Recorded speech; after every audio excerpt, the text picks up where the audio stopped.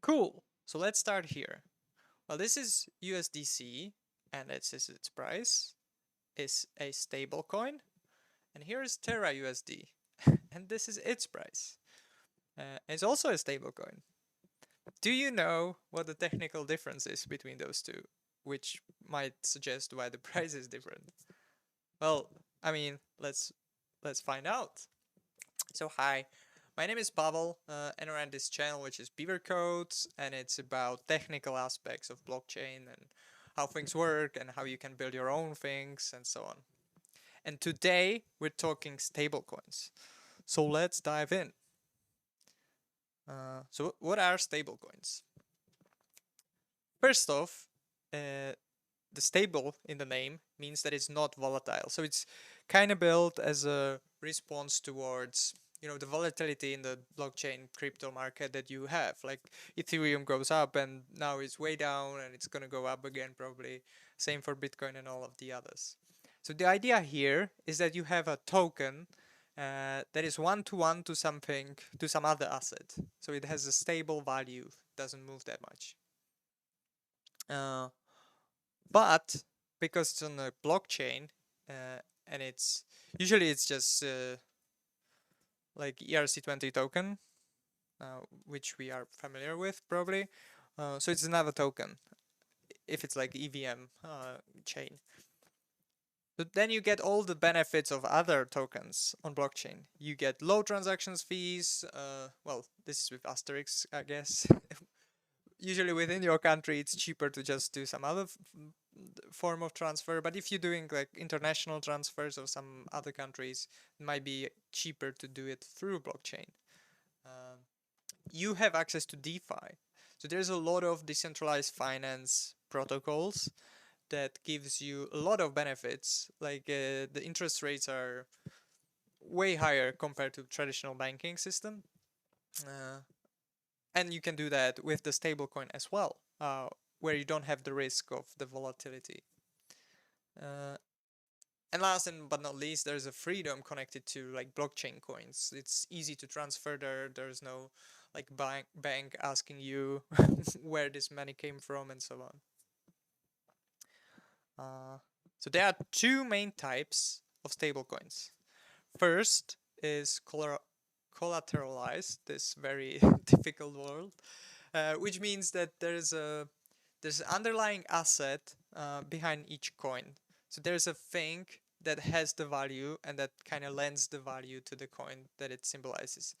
So there needs to be a way for you to take this token, this stable coin, and change it back to the asset, and the other way around.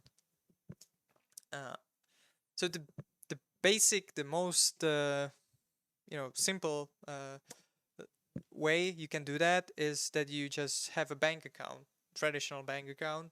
You're a company, you accept $1 from somebody, put it in your bank account, and mint a token on blockchain for them. And at any point, they can take this token and claim back uh, the $1 from the bank account. So those would be the fiat-backed cryptocurrencies or stablecoins in this case. So the fiat means that it's a fiat currency, which means like US dollars, European, euro, and Swedish crowns, and so on. And you can use these to kind of back up your token. Well, another option would be asset-based. So this can include wide range of different, assets that you can back the coin with.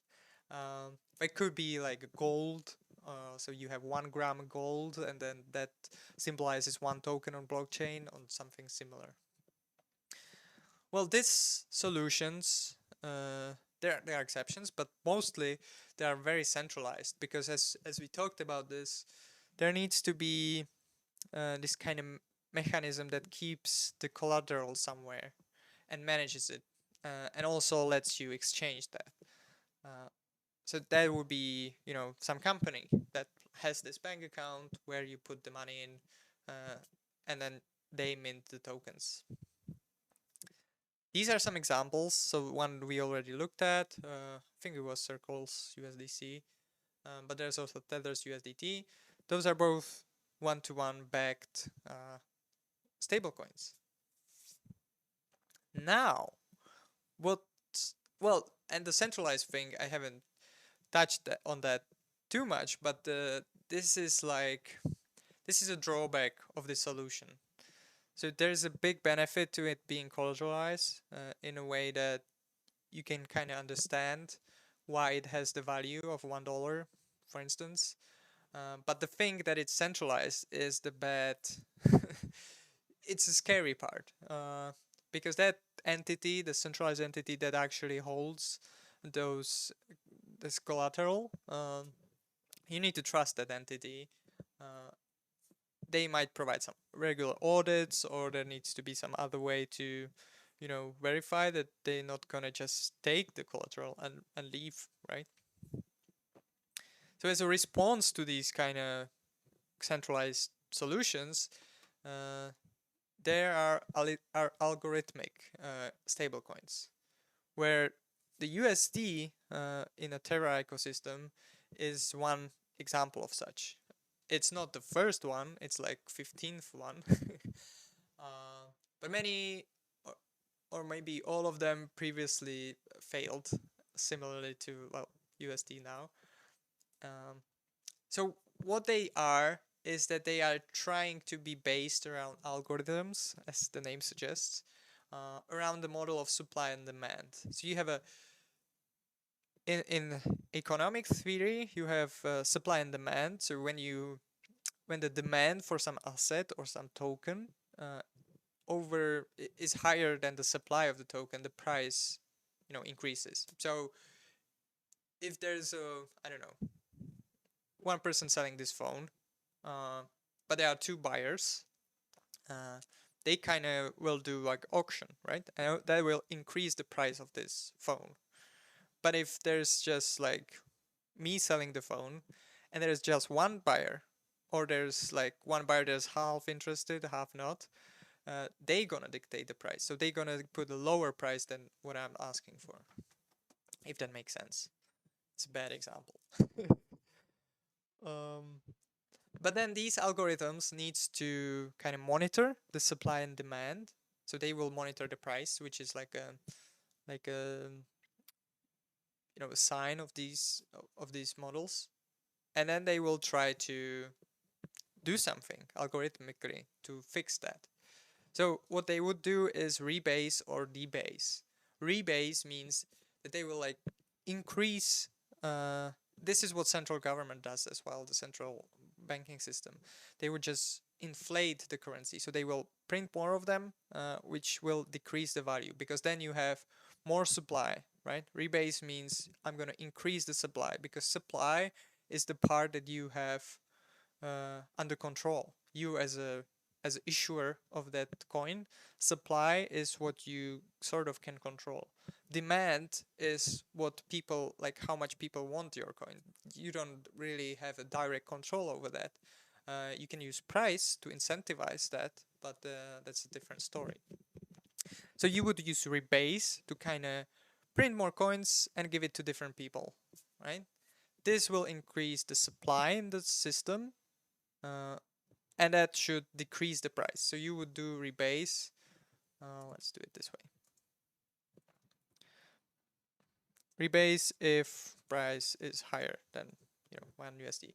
Obviously, you could do different stablecoins, a different denominator than USD, but let's think of that. And you would debase if a price is lower than 1 USD. And debases would be like, from the name already, it suggests that it's like the reverse operation. But what you do here is that you would issue a bond or something. So you would basically find a way to incentivize people to buy your coin, so to increase the demand of your coin. So with the bond, how that works is, so let's say your price is now your price is 0.95. So you sell a bond, and then tell people that when the price will rise up above 1.00, you're gonna pay them first in this rebase structure. So in the rebase, you would just put money out to people who have bonds first. That's one way of doing it. The thing about algorithmic coins is that there are many different ways to to do this. None of them were like super successful so far, but that's the gist of it. I have also notes here about oracles. That's how things work. Well, in blockchain, let's take it from this way. In blockchain, everything needs to be deterministic. So that means that every transaction that you send needs to evaluate the same, on different nodes in the network. But the price of a asset changes throughout networks, right? So how do you do that and then keep everything deterministic? And the answer is oracles. So what oracles do is that they collect data from different data points, like could be weather, but in this case it would be price of different coins, and then they would inject that in the blockchain. So they would like periodically, like Chainlink is one example of company that does oracles, and they would inject some information in their smart contract, and then you can just call their smart contract to fetch the latest values, right? So they would have a variable, let's say USDT price, and then every half a minute they would send a transaction that updates that variable, and then from somewhere else some user of this oracle would call this oracle and ask for the current value of that variable, if it makes sense. We talked about bonds, single versus multi-token architecture. So the way I was talking about this seemed to suggest that there's just like one coin. You issue more of this coin, or you provide bonds in this coin. But you have also like 2 or 3 coin solutions as well, where not all these operations are happening in USD. And USD is actually example of that. USD is, or Terra's stablecoin is a combination of USD and Luna coin. The new thing on this coin is that it's actually layer 1 blockchain. So they have a separate blockchain to issue this native stablecoin, or had. Now it's stopped. Yeah. So it could be multiple coins and the interaction within the coins makes the algorithm works. So I don't want to come off too negative towards algorithmic. Like the goal here is to be decentralized, of course.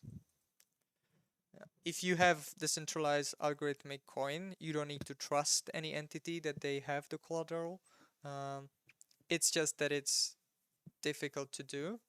It's not solved problem. It's ongoing, like, this is where the progress happens. But it's risky. So, yeah, it's risky. Well, one more note I have here is about the hybrid coins. So Frax is an example of a coin that is partially collateralized. So that means that for each one, dollar of this token, they have less than one collateral for it. But then they have some algorithm that helps them keep the price of the token correctly. So I'm not gonna in this video I'm not gonna dive too deep, but let me know if you find this interesting. I was thinking we could just try to build a stablecoin next, like just a collateralized version of it. In many of these solutions, you need to have a centralized servers, or like especially to collateralize, that does things. So let's take an example. Actually, I wanted to do that and then forgot. So let's say you want to buy a stablecoin. So what you would do is, you have one USD. Let's do this. You pay by card on some, website of some company, and then when they receive the money, what they will do is that they will take most of it and like say 99 USD and put it as collateral. And at the same time, they will also mint 99. Wait, how do I do this? Okay, make it smaller. They will mint 99 coins and send it to your wallet. But what about the rest? So the rest are the fees. What are the fees for? So in this case, it's 1 USD. Obviously, so there will be 1% fee, but could be very different.